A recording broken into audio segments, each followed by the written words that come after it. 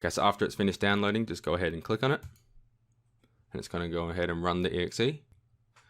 Select your preferred language, press OK. You can pick where you want the Tor browser folder to install. I'm just going to install it on my desktop. It is 182.6 megabytes, so it doesn't really take up much space at all. So just press install when you're ready. And this shouldn't take too long either. And you've completed the Tor browser setup.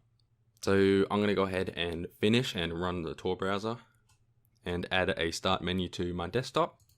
So just press finish if you want to do that, or uncheck those boxes if you do not want to start it at this time. And you can close out of that now. And as you can see, we've now got this.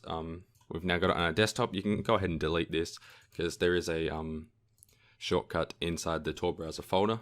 So inside the folder, there is a browser folder. Do not delete any of these files because this is how the application runs.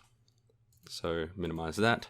Click configure to adjust network settings if you're in a country that censors Tor, such as Egypt, China, or Turkey, or if you're connecting from a private network that requires a proxy.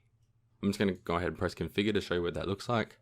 So you just check the box and that's it. If not, just press connect. And you have to do this every time you start the Tor browser, I'm pretty sure.